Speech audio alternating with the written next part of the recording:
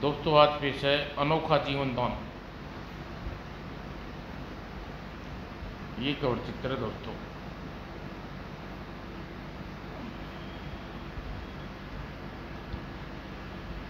बहुत पुरानी बात है।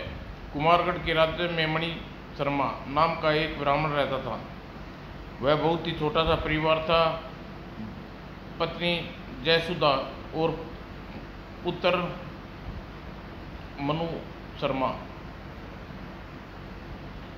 लोगों द्वारा दी गई दक्षिणा से वह छोटे से परिवार का निर्वाह भली प्रकार से हो जाता था, लेकिन होनी बलवान होती है। एक बार कुमारगढ़ राज्य में विचित्र प्रकार की महामारी फैली। महामारी से ग्रस्त होकर अच्छे भले लोग पल भर में ही तड़प तड़प कर जान देने लगे। हाय मेरा सुहाग लुट गया वो। जो जो समय बीतता गया, महामारी से मरने वाले लोगों की जनसंख्या बढ़ती गई। एक दिन मणि शर्मा का पुत्र मनु शर्मा अपने घर के आंगन में खेल रहा था। अरे मनु, क्या हुआ, क्या हुआ बेटा? तभी मनु शर्मा लड़खड़ा कर जमीन पर गिर पड़ा और अगले ही क्षण उसके प्राण फिर उड़ गए। जय और सुधा, लगता है हमारा प्यारा बेटा मनु हमारी महामारी का शिकार हो गया है। जय सुधा फूट फूट कर फटी फटी आंखों से मृत मनु शर्मा को देखती रहने लगी। तत्पश्चात, मेरा बेटा तुम्हें मुझे छोड़कर चला गया है। भगवान, तूने यह क्या नर्थ कर दिया? हमारा एकमात्र सहारा हमसे छीन लिया। मेरी आंखों का तारा, मेरा रात दुलारा, मैं तेरे बिना कैसे रहूँगी? तू मुझे अपने साथ ले चल। कुछ देर बाद जयसुधा की सिसकियाँ थम गई। जयसुधा, पागल ने बनो, मरने के साथ वाला कौन मरा है? हिम्मत रखो, शायद हमारी तकदीर में यह दुख देखना लिखा था। जैसे ही वह जयसुधा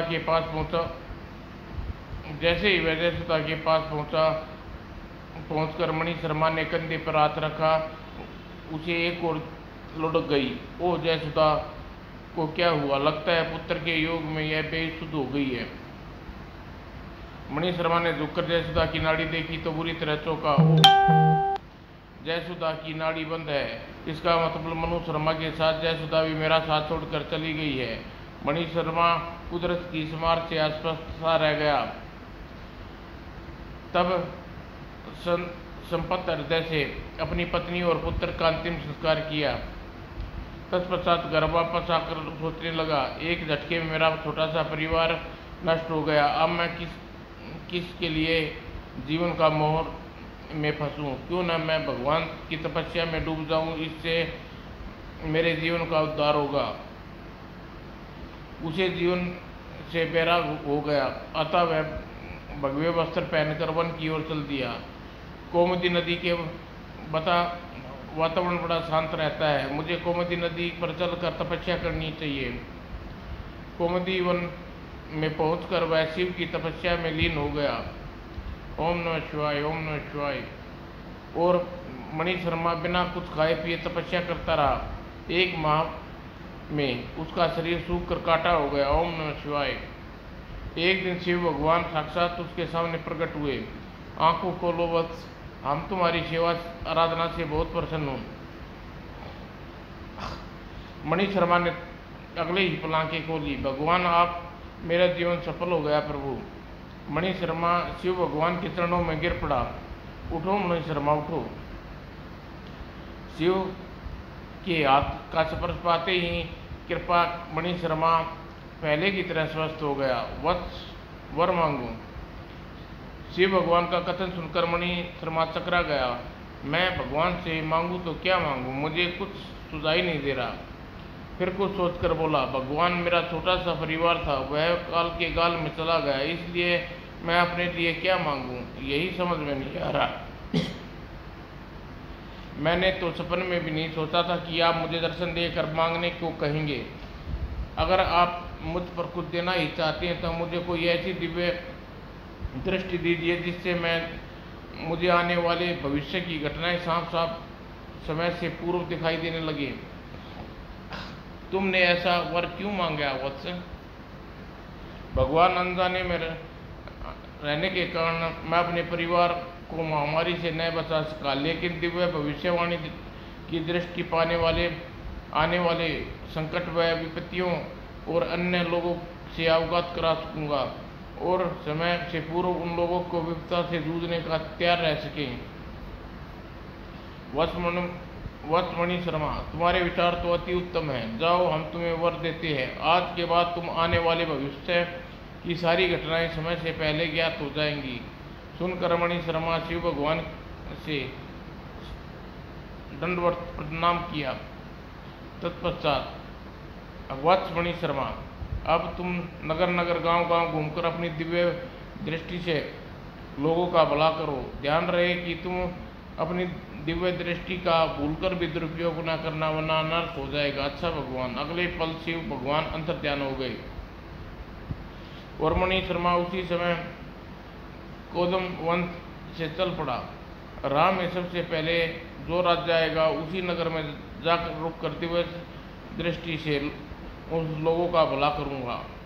यह सोचकर मणि शर्मा चलता गया और चलते चलते शीतलपुर राज्य में पहुंचा। मुझे इसी पेड़ के नीचे अपनी कुटिया बनानी चाहिए। और मणि शर्मा ने कुटिया बनाने में जुट गया।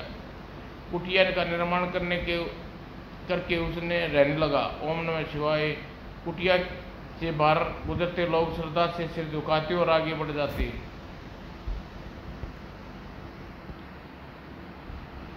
एक दिन जब वह एक आदमी उस कुटिया की बाहर से गुजर रहा था तो उसके भविष्य की दृष्टि स्त्री के रूप में उसके ध्यान में आई।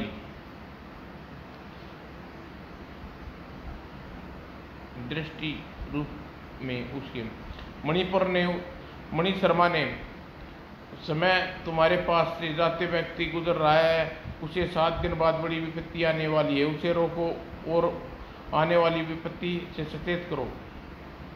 यह सुनते ही मणि शर्मा तत्काल ही आंखें खोली। सुनो भाई सुनो, आपने मुझसे कुछ कहा? हाँ, मैंने तुमसे आवाज़ दी है, जरा मेरे पास आओ। कहिए महानुभाव, क्या कहना चाहते हैं? सुनो भाई,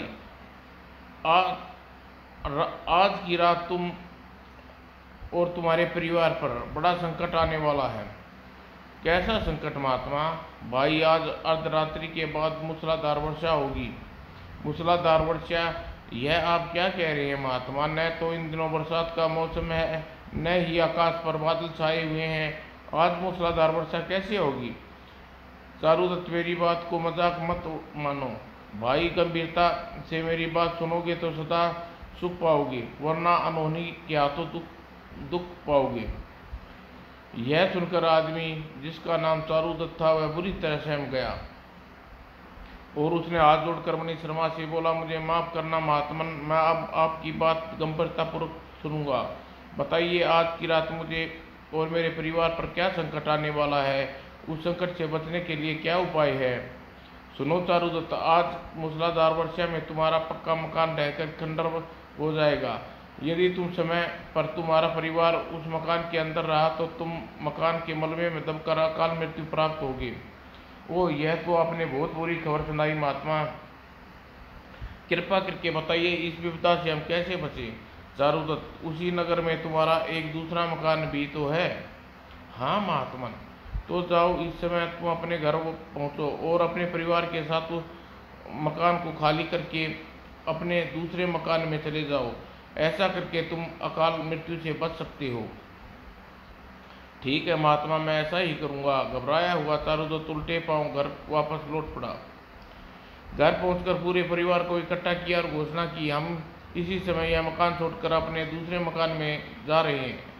दूसरे मकान में? लेकिन क्यों? क्योंकि आज रात मूसलाधार वर्षा में यह मकान धराशायी होने वाला है।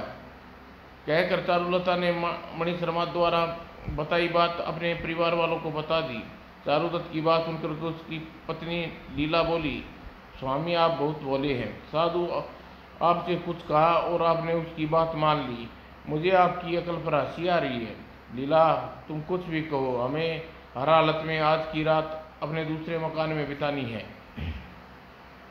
ठीक है स्वामी, जैसा आपको ठीक लगे करें। तो इसी समय दूसरे घर में चलने के तैयार हो जाओ। चारुदत्त अपने घर का कीमती और बहुमूल्य सामान रथ में लादा और सामान वह परिवार सहित दूसरे मकान की ओर जा पहुंचा। रात होते होते साफ आकाश में काली घटाएं न जाने कहां से आकर छा गई और रात्रि का समय मूसलाधार वर्षा होने लगी। यह देखकर चारुदत्त पत्नी से बोला, देखा लीला, उस महात्मा की बात सच हो गई, बिना मौसम बरसात हो गई। सचमुच यह तो घोर आश्चर्य की बात है। अचानक ही खुले आकाश में घनघोर घटाएं छाई और मूसलाधार वर्षा होने लगी। सारी रात मूसलाधार वर्षा होती रही। सुबह होने पर जब वर्षा रुकी तो चारुदत्त लीला से बोला, लीला चलो चलकर पुराने घर को देखते हैं ले, महात्मा की दूसरी भविष्यवाणी भी सच हुई या नहीं। चलिए स्वामी। दोनों अपने पुराने घर में पहुंचे। ओह, सारा घर गिरा पड़ा है। देखा लीला, उस महात्मा ने दूसरी भविष्यवाणी भी सच हो गई है। अगर हम उसकी बात नहीं मानते तो इस समय तुम और हमारे तीनों लड़के मकान के मलबे तले दब कर मर जाते। आप ठीक कह रहे हैं स्वामी, उस महात्मा में जरूर भगवान का अवतार है। लीला, आओ हम महात्मा के पास चलकर आभार व्यक्त करके आते हैं। नहीं स्वामी, चलो स्वामी, उस महात्मा ने हमें और हमारे परिवार पर बड़ा उपकार किया है, हमें उसके दर्शन अवश्य करने चाहिए। दोनों उसी समय मणि शर्मा की कुटिया में पहुंचे। चारुदत्त, तुम्हें वह तुम्हारी पत्नी को देखकर हम समझ गए, कल रात तूने हमारे बताने अनुसार अपने परिवार के साथ दूसरे मकान में चले गए थे। महात्मा, आपके प्रताप से मेरा परिवार की रक्षा हो सकी। आप मेरे परिवार के जीवनदाता हैं। ऐसा न कहो चारुदत्त, मैं भगवान नहीं हूँ, मैं मनुष्यों का जीवनदाता बनूँ। मैं भगवान का निर्मित मात्र सेवक हूँ। भगवान ने मुझे तुम्हें दुर्घटना से संचेत करने का आदेश दिया था, अतः समय पर तुम्हें सचेत करके मैंने कर्तव्य का पालन किया। आपके विचार बहुत अच्छे हैं महात्मा। चारुदत्त ने उसी समय अपने कुर्ते से की जेब से 500 स्वर्ण मुद्राएं निकाली और लीजिए महात्मा, इन्हें स्वीकार कीजिए। चारुदत्त, इन स्वर्ण मुद्राओं को वापस अपनी जेब में रख लो, मैं इन्हें नहीं लूँगा।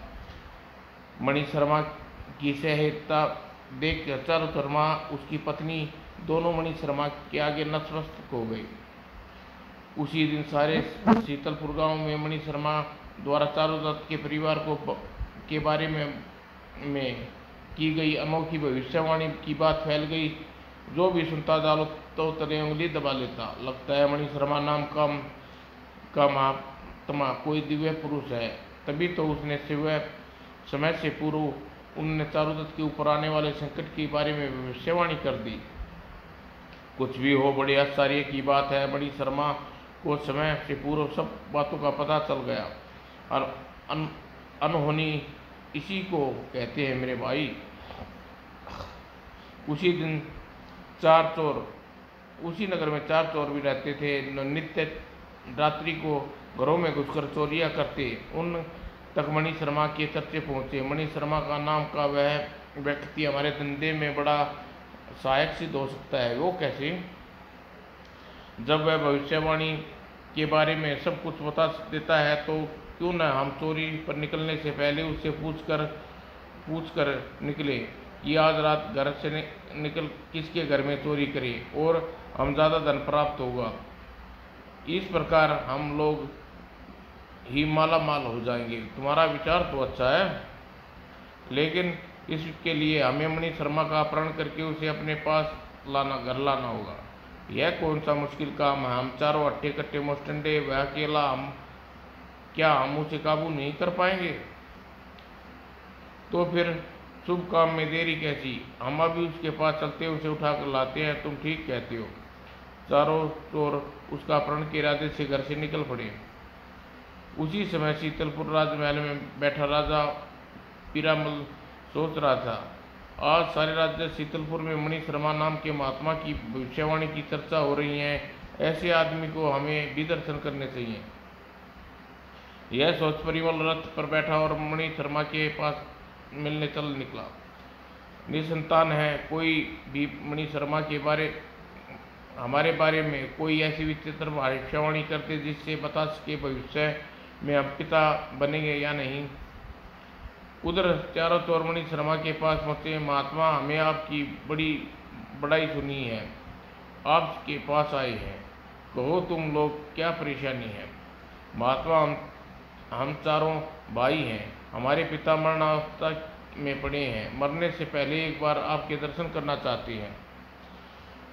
चूँकि वे मृत शैया पर पड़े हुए हैं, इसलिए हम उन्हें यहाँ नहीं ला सके। कृपा आप ही हमारे साथ हमारे घर चलकर हमारे पिता की अंतिम इच्छा को पूर्ण कर दीजिए। तो यह बात है। मणि शर्मा ने तत्काल आंखें मूंद ली और मन ही मन दिव्य दृष्टि को याद किया। अगले ही पल दिव्य भविष्य दृष्टि उसे ध्यान में प्रकट हुई। दिव्य भविष्य दृष्टि, क्या इन चारों भाइयों को इनके साथ घर में जाऊं? मणि शर्मा, ऐसा भूलकर भी न करना। ये चारों चोर है और तुम्हें जो कुछ भी तुम्हें कहा है झूठ कहा है। ये चारों किसी प्रकार अपने घर ले जाना चाहते हैं और तुम्हें वहाँ ले जाकर तुम्हारी विद्या का गलत फायदा उठाना चाहते हैं। दिव्य भविष्य दृष्टि मणि शर्मा के चारों की चाल के बारे में बताया। उनकी चाल के बारे में जानने के बाद मणि शर्मा ने आंखें खोली। पाखंडी, तुम झूठ बोल कर अपने साथ ले जाना चाहते हो। मैं तुम लोगों के साथ कदापि नहीं जाऊंगा। ऐसा कैसे नहीं जाओगे? तुम्हारा बाप भी जाएगा। देखो, मुझसे बहस न करो। पहले तो मैं तुम लोगों के साथ जाऊंगा नहीं। अगर तुम लोग मुझे जबरन उठाकर ले गए तो चोरी संबंधित कोई भी भविष्यवाणी नहीं करूंगा। मैं केवल वही भविष्यवाणी करूंगा जिसके समाज का हित हो। तुम शायद ऐसे हमारी बात नहीं मानोगे। साथियों, इस दुष्ट महात्मा की मूर्ति कस बांध दो, कंधे पर लाद कर अपने साथ ले चलो। सुनकर चारों चोर मणि शर्मा की ओर झपटे। तभी टप टप टप लगता है बहुत सारे घुड़सवार इधर आ रहे हैं। साथियों, इससे पहले घुड़सवार यहाँ पहुँचे, हमें यहाँ से 9-2-11 होना चाहिए। तुम ठीक कह रहे हो। इस हठी महात्मा को तो हम बाद में निपट लेंगे। तभी वे चारों वहाँ से भागने की तैयारी कर रहे थे कि राजा परिमल अपने सैनिकों के साथ वहाँ पहुँचा। अरे, ये तो वे चारों चोर हैं जिनकी आजकल राज्य में बड़ा उत्पात मचाया हुआ है। तत्काल ही सैनिकों को आदेश दिया, सैनिकों, इन चारों चोरों को पकड़ लो। सैनिक ने आगे बढ़कर चारों चोरों को पकड़ लिया। राजा परिमल से रथ से उतरकर मणि शर्मा को प्रणाम किया। महात्मन, शीतलपुर का राजा परिमल आपको प्रणाम करता है। आयुष्मान भव राजन, आप कुछ परेशान से दिखाई दे रहे हैं, क्या बात है? महात्मा, आपकी कृपा दृष्टि से हमें सब सुख प्राप्त है। चिंता केवल एक बात की है कि हमें कोई संतान नहीं है। हम इस बारे में आपसे पूछ रहे हैं, हमें संतान होगी या नहीं। तभी मणि शर्मा ने आंखें बंद करके दिव्य भविष्य दृष्टि को याद किया। दिव्य दृष्टि, भविष्य दृष्टि, क्या राजा परिमल के यहाँ संतान होगी? मणि शर्मा, पीरामल से कहो कि यदि 3 माह तक वन में किसी कंदरा में भगवान की तपस्या करे तो उसका मनोरथ पूरा हो सकता है। मणि शर्मा ने यह सुनते ही आंखें खोलकर परिमल से कहा, राजा परिमल, आपके यहाँ संतान उत्पन्न हो सकती है। इसके लिए आपको 3 माह तक हिमालय में जाकर तपस्या करनी होगी।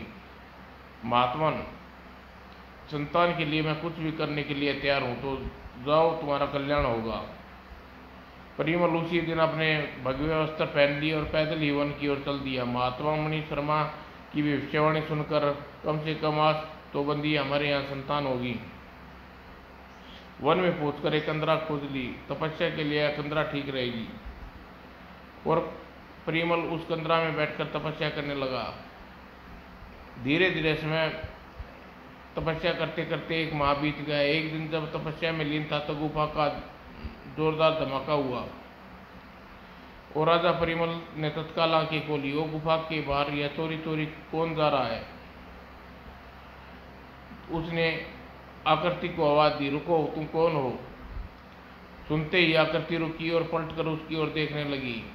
अब मेरा यहाँ क्या काम, इसलिए मैं तुम्हें छोड़कर जा रहा हूँ, लेकिन तुम कौन हो? तो सुनो राजन, मैं तामस कहते हैं। जब मनुष्य के हृदय में रहता हूँ जब आदमी को चैन नहीं मिलता, मगर तुमने भगवान की भक्ति करके मेरी शक्ति को छीन कर दी, अतः मैं तुम्हारे हृदय से नहीं रह सकता, अब यहाँ से जाना होगा।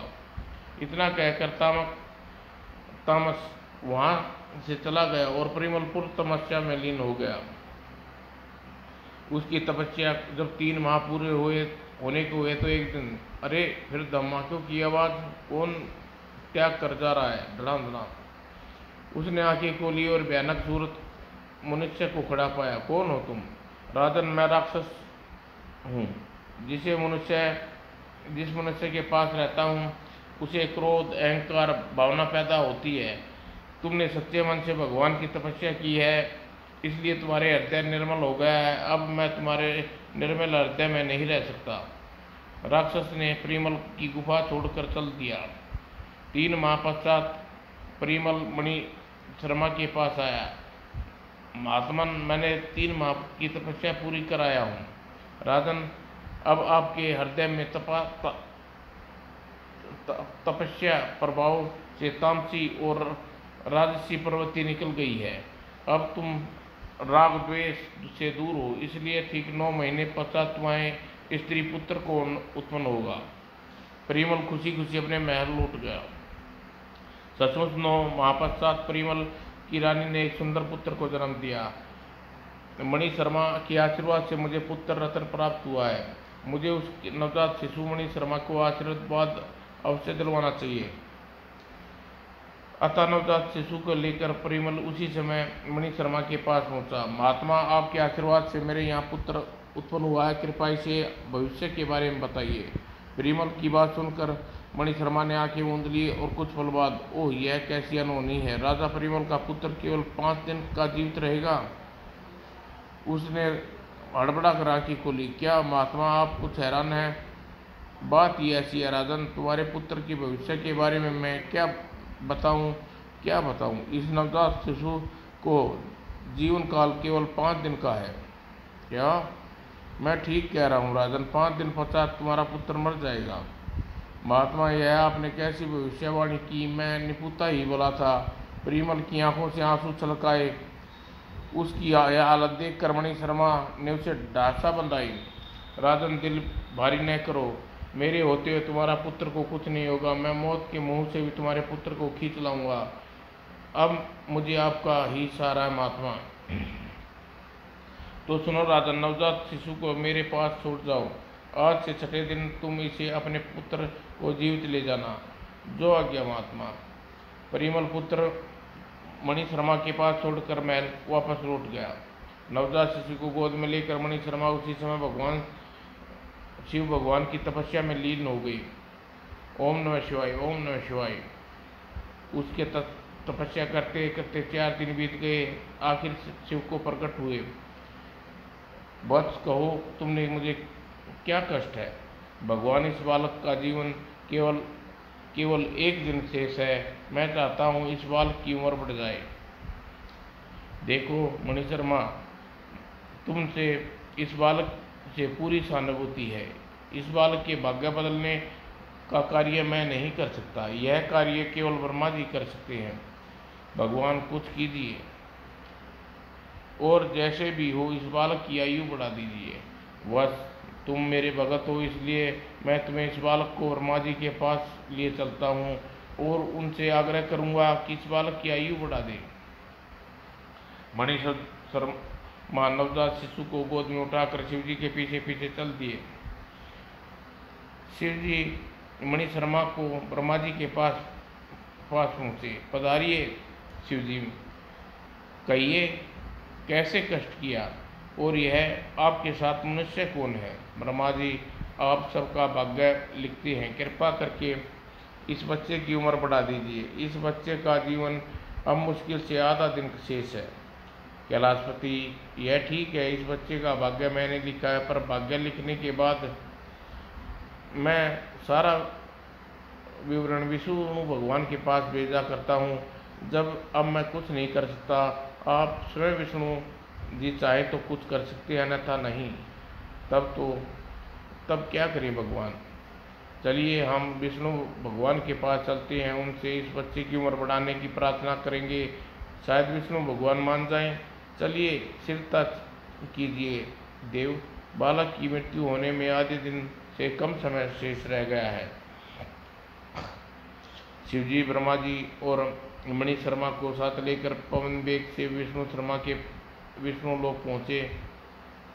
अहो भाग्यम, ब्रह्मा और शिव एक साथ हमारे यहाँ पधारे हैं, कहिए कैसे आना हुआ। भगवान शिवजी चाहते हैं कि इनके भगत मणि शर्मा को आशीर्वाद से उत्पन्न इस शिशु की आयु बढ़ जाए।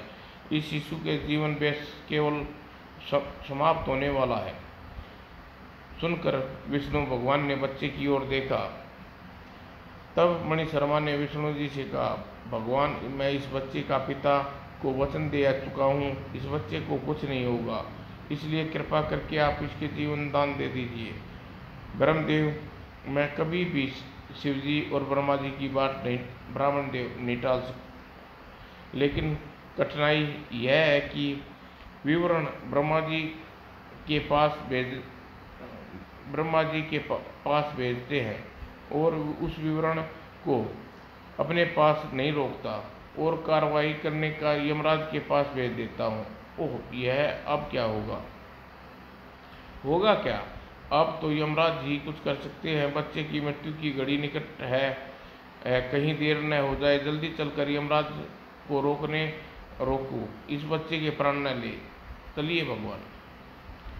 विष्णु के साथ लेकर यमलोक जा पहुँचे। बच्चे की मृत्यु की घड़ी बहुत निकट देखकर विष्णु ने दरबार से पुकारा, यमराज, हम तीनों देव चाहते हैं कि मणि शर्मा के आशीर्वाद से जन्मे शिशु की मृत्यु न हो, इसी हेतु हम आए हैं। द्वार पर एक पत्थर टूटा। तभी विष्णु इतना ही कह पाए थे कि द्वार से एक पत्थर टूटा और बच्चा छूटकर पृथ्वी पर जा गिरा। पत्थर का प्रहार से तत्काल उसके प्राण फिकर उड़ गए। तभी यमराज यमलोक के द्वार के बाहर आए। देखकर विष्णु यमराज से बोले, यमराज, तुमने हमारी पुकार पर भी ध्यान नहीं दिया और बच्चे के प्राण ले लिए, तुम बड़ा अनर्थ कर दिया। यमराज, तुमने हम सब का अपमान किया। यमराज, बच्चे की जान लेने पर तुमने इस बड़ी उतावली से काम लिया। उन तीनों को क्रोध देखकर यमराज हाथ जोड़ के बोले, हे त्रिदेव, आप लोगों मुझ पर क्रोध न करें, जरा बच्चे के भाग्य लिपि तो पढ़िए, तब आप लोगों को आक्रोश शांत हो जाएगा। कहकर यमराज ने एक कागज विष्णु की ओर बढ़ाया। विष्णु भगवान ने कागज पर लिखे शब्दों को पढ़ा, मणि शर्मा के आशीर्वाद से उत्पन्न राजा परिमल के पुत्र कभी नहीं मर सकता। इस बच्चे की मृत्यु तभी होगी जब संदेश यमराज के दरबार में आए और उस समय मणि शर्मा, विष्णु, ब्रह्मा, महेश भी उपस्थित हों। केवल उसी स्थिति में बच्चे की मृत्यु होगी, अन्यथा कदापि नहीं। भाग्य का लेख पढ़कर विष्णु मणि शर्मा को दे दी और उसे पढ़कर मणि शर्मा हक्का बक्का रह गया। मैं ही इस शिशु की मृत्यु का कारण बन गया, न मैं स्वर्गलोक में से इसे लेकर आता, न इसकी मृत्यु होती। यह सोचकर वह दुखी उठा। कुछ देर बाद हाथ जोड़कर ब्रह्मा जी से बोला, ब्रह्मा जी, जो हुआ सो हुआ, अब जैसे भी हो इस बच्चे को पुनर्जीवित कर दें, वरना एक ब्राह्मण का दिया वचन झूठा हो जाएगा। मणि शर्मा की बात सुनकर ब्रह्मा जी सोच में पड़ गए। कुछ देर सोचकर ब्रह्मा जी से बोले, मणि शर्मा, इस बालक को पूर्ण जीवन देकर अब केवल एक ही उपाय है। कौन सा उपाय देव? यदि तुम अपने शेष आयु बालक को दे दो तो यह बच्चा जीवित रह सकता है। ओह! मणि शर्मा ब्रह्मा जी की बात सुनकर हक्का बक्का रह गया। तत्काल ही, ठीक है ब्रह्मा जी, मैं इस बच्चे को अपनी शेष आयु देने के लिए तैयार हूँ। तो फिर शीघ्र शेष आयु बच्चे के नाम करने का संकल्प लो मणि शर्मा। अगले ही पल मैं तीनों देवों को और यमराज को साक्षी मानकर संकल्प लेता हूँ कि मैं इस समय अपनी शेष आयु बच्चे के नाम करता हूँ। यह शपथ लेते ही मणि शर्मा का शरीर से आत्मा निकल गई और उस नन्हे शिशु के निर्जीव शरीर में प्रवेश कर किया। ऐसा होते ही मणि शर्मा की इच्छा पूर्ण हो गई और तब शिवजी स्वयं शिशु को लेकर पृथ्वीलोक में राजा पीरामल के पास पहुंच गए। राजन मणि शर्मा ने वह त्याग करने के कारण आपका पुत्र उम्र में दान पा चुका है, कहकर शिव ने पीरामल को मणि शर्मा के त्याग के बारे में विस्तार से बताया। मणि शर्मा की मृत्यु का समाचार पाकर पीरामल बहुत दुखी हुआ। मणि शर्मा की एक शिला समाधि बनाई और प्रतिदिन उसकी समाधि पर श्रद्धा के फूल चढ़ाने लगा। समाप्त दोस्तों।